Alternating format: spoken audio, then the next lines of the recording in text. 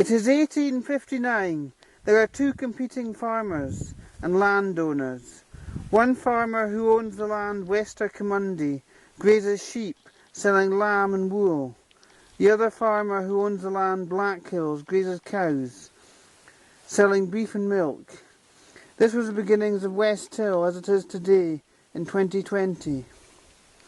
In 1859, a man named John Anderson bought the two competing farms of WesthillStoryPart1 and Blackhills, bringing unity to a divided land with warring peoples and conflicting ideologies.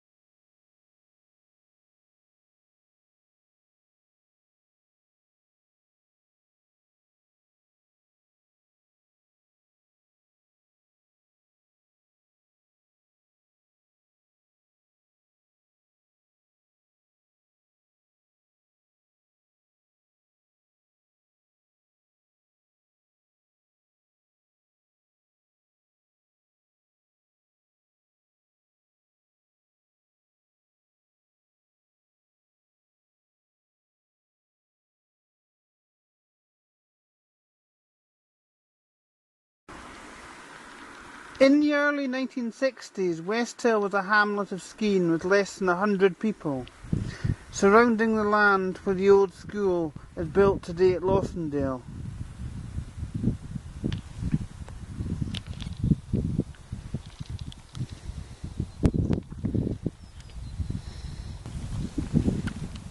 It was local solicitor Ronald Fraser Dean in 1963 that suggested crops and livestock might support housing and houses.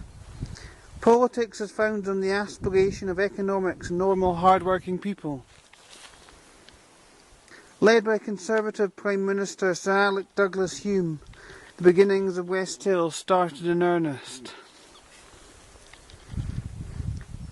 Former Conservative Secretary of State for Scotland Michael Noble MP for Argyllshire in 1963, and Aberdeen District Council gave permission for the settlement of Westhill with financial support of the Ashdale Land and Property Company. This shows that politicians do not just serve their constituency, they work for the greater good of the country at large. In 1968, houses from the Pursley Development Company emerged, creating the origins of Westhill. Westhill quickly rose to 500 people.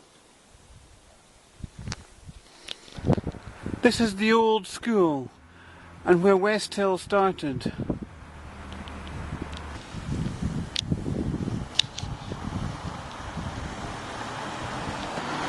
At the start of 1973, Westhill faced transport pressures, congestion and roadworks, with the realignment of Old Skene Road and Westhill Drive. A health centre next to Denman Gardens was built, as was the Royal Bank of Scotland. In 1974, the first primary school, now the old school, opened. The old school is just here. It's now home to Sensation All in 2020. The road narrows on the Old Skene Road Westhill, and there's workmen blocking the cycle path and the pavement.